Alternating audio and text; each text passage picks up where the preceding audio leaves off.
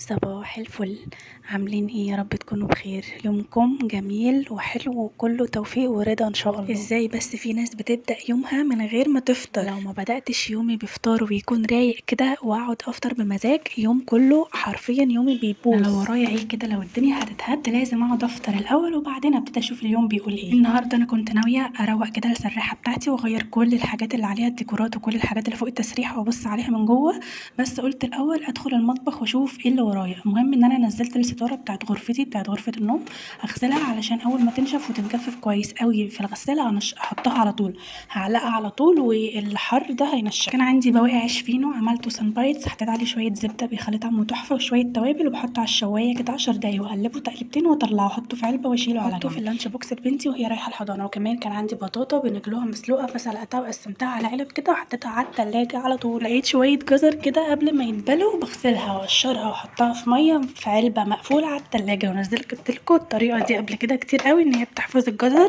من اسبوعين ل3 اسابيع، بيفضل عندك مقرمش وزي الفل. والنهارده ورايا شويه شغل وتنظيفات هعملها في البيت. المفروض اختار اسهل اكله واسهل غدا اعمله، بس ازاي؟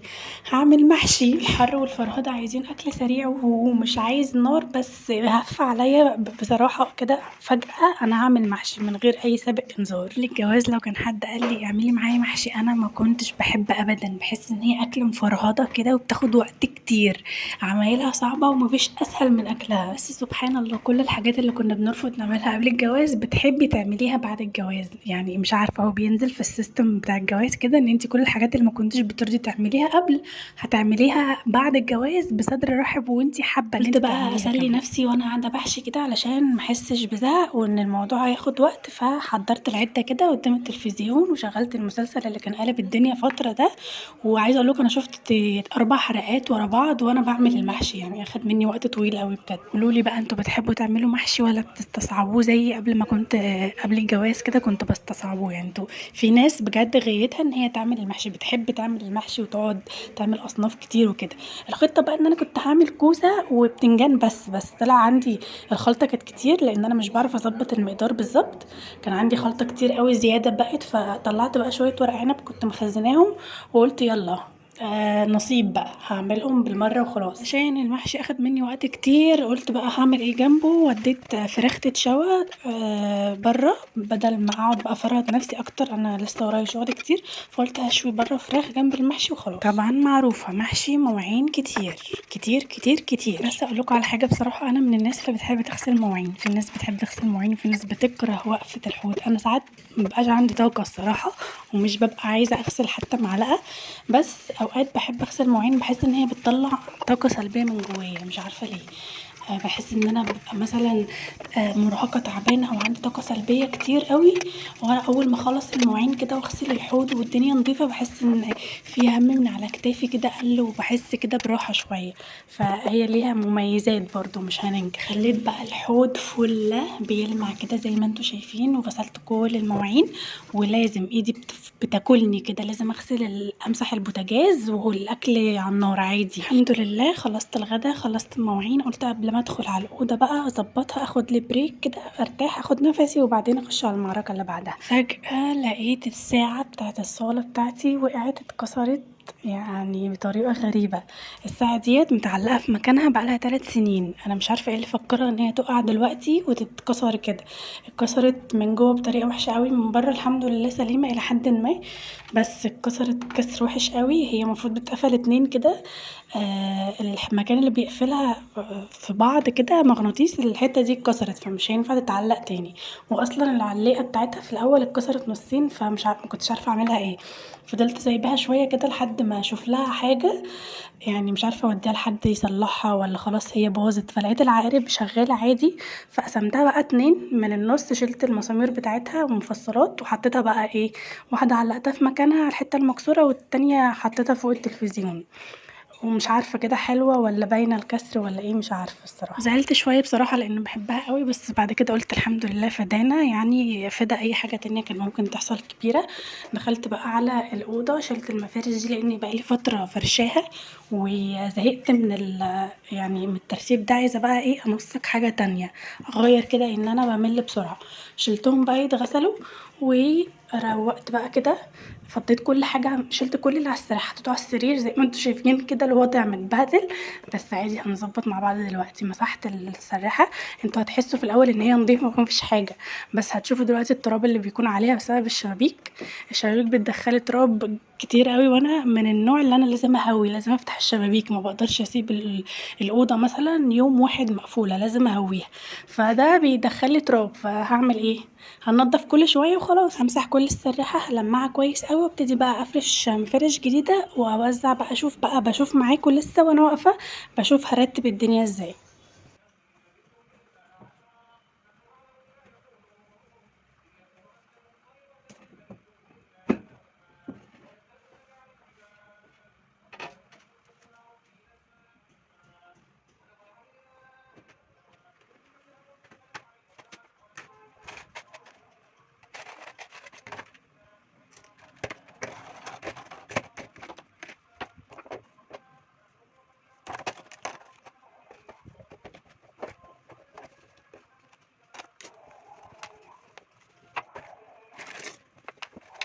وانا برتب الدرج كده وبشوف هحط ايه واشيل ايه، افتكرت المنظم ده بتاع الجزء اللي بحطه على السراحه، اللي بحط فيه اكسسواراتي، المفروض يتحط فيه ميك اب، فانا مش بحط ميك اب فوقه علشان التراب.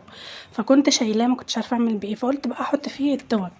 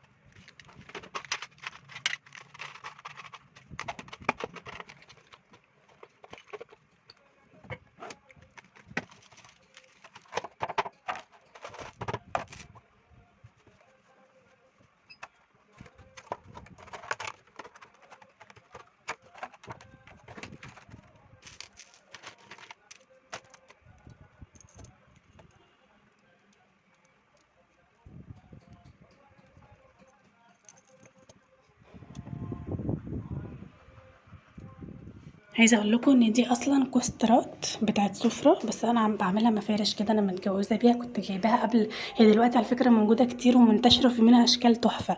دولت انا كنت جايباهم ويعني في جهازي وانا بتجوز، بقالهم كتير قوي. الماتيريال بتاعتهم خطيره، تقال مش زي اللي طالعين دلوقتي، خفاف شويه. هم كوسترات بنستخدمهم مفارش عادي، مش هيقولوا لا احنا كوسترات لازم نتحط على السفره. عادي، وظفي الحاجه على حسب ما تحبي وعلى حسب ما انت شايفه مكانها المناسب فين.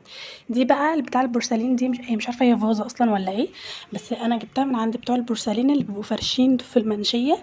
كانت ب35 جنيه. انا كنت جايباها للمطبخ لحاجه تانية، بس فجاه كده يعني في بالي ان انا اعملها كده فازه واحط فيها الورد ده. طلع شكلها تحفه، فهجيب منها تاني بقى للمطبخ وهوريكم اعمل بيها ايه، لان انا ليا في تفكير تاني يعني مختلف ليها في المطبخ. بصوا بقى الصينيه دي باحبها أوي، بس من جوّه من كتر ما باستخدمها وباحط فيها حاجات بقعت كده والبقع واضحة، فقُلت أحط بقى المفرش ده يبقى شكله حلو وفي نفس الوقت مغطي البقع اللي تحت. هي حجمها كبير شوية عشان هتلم لي كل الحاجات اللي أنا كنت مقسماها على كذا حاجة، يعني هتلم لي كلهم في مكان واحد وإيه قدامي كلهم في حتة واحدة.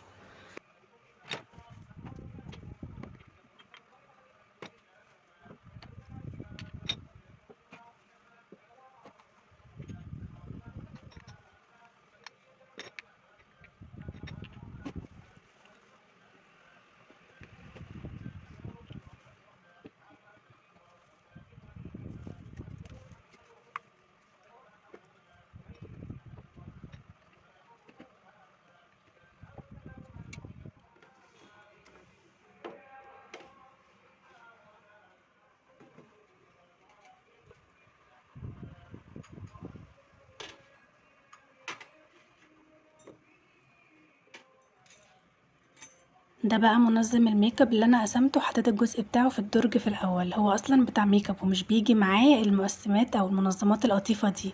المنظمات القطيفه دي انا كنت شاريها لوحدها من المنشيه. انا شفت الشكل ده بيتباع منه جاهز، اللي جوه بتبقى لونها بيج بدل الرصاصي. كنت جايبه شويه حاجات جديده، قلت بقى بعد ما رتبت اودي كل حاجه في مكانها واوريها لكم بالمره. الكريم ده شفته على التيك توك، ناس كتير قوي بتتكلم عليه، كومنتات عليه كلها حلوه قوي. وكانت في دكتوره اصلا بتاعه شعر وكده بتتكلم عليه، بتقول ان هو حلو قوي للشعر الجاف. الصيف بيخلي الشعر جاف جدا، فانا شعري جاف جدا من الرطوبه، فقلت هجيبه واجربه. جربته مره بصراحه خطير، طلع تحفه. يعني انا يعني حطيته في مره، تاني يوم لقيته هو يعني شعري رطب وكل حاجه، مش محتاجه ان انا ادهن تاني يوم. فحلو قوي. والكريم ده مرطب، جايباه للرجل، صاحبتي قالت لي عليه هو مرطب للجلد طبي، فحلو جدا. جربته برضو. الكفر بتاع الراس ده خطير، لازم كل فتره اجدد اللي عندي لانه حلو قوي لما بعمل حمام زيت. وجبت بقى فرشه سنان جديده، كل فتره لازم تغيري فرشه السنان، اخرها بتقعد 3 شهور، وانا كل فتره لازم اغيرها. فعجبتني دي ان هي جايه مع كفر كده، علشان لو مسافره او هتباتي بره او كده تحطيها في الكفر بتاعها. والسنون بتاعتها حلوه، فكانت ميديم، فبجد حلوه قوي وما كانتش غاليه. يعني الفرشه بالكفر مش عارفه كانت ب30 جنيه. الحاجات دي كلها انا كنت جايباها من منشيه. طول عمري ما بحبش المونيكير الاحمر. فجاه عايزه احط مونيكير احمر، مش عارفه ليه، جبت مونيكير احمر علشان نتبط شويه. وجبت بقى الاسوره دي ستانلس، خطيره، تحفه تحفه تحفه، شكلها حلو قوي. بصوا كده لما تتلمس مع كذا حاجه في الايد شكلها حلوه قوي. الشفرات بقى بتاعت الفلامينجو دي هي اصلا للوش، بس انا مش بستخدمها لوشي خالص، انا ما بحطش اي حاجه على وشي الحمد لله. بجيبها بستخدمها لايديا. كان عندي منها طبعا، ولازم بعد فتره بيتغيروا، بيترموا، بيبردوا، او انتي خلاص بقى استخدمتيها فتره كفايه فايه خلاص. بس حلو قوي للايدين. الوش انا ما جربتش الصراحه، انصحك بيها او لا انا مش عارفه، علشان في ناس بتقول بتتقل الشعر اللي في الوش وبتعور او بتجرح. انا الصراحه مش عارفه، عشان ما اقولكوش على حاجه وحد يحصل له حاجه بسببي يعني. انا بجيبها لايديا علشان انا بعمل ليزر، فلازم شفرات، استخدم شفرات، ما استخدمش اي حاجه تانية لازاله الشعر. فهي حلوه قوي ورخيصه جدا. مش فاكره الصراحه بس مش غاليه.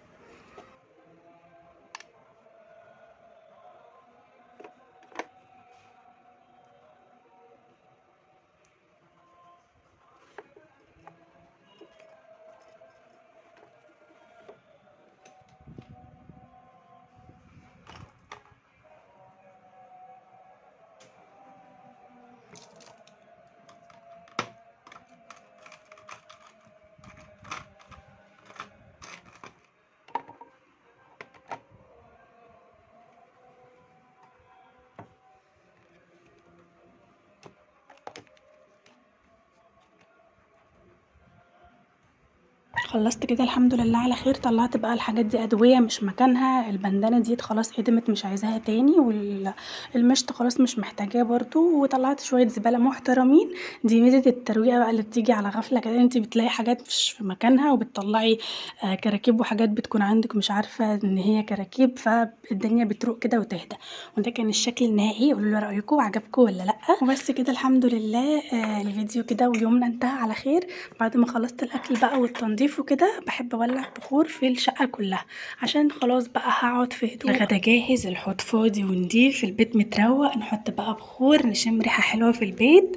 دي ميزه بقى الصحيان بدري بجد، كل ما تصحي بدري كل ما تخلصي اللي وراكي بدري، وتحسي يومك في وقت بقى تعملي فيه اي حاجه انت عايزاها. ان شاء الله تقعدي على الكنبه كده وتبصي للسقف براحتك.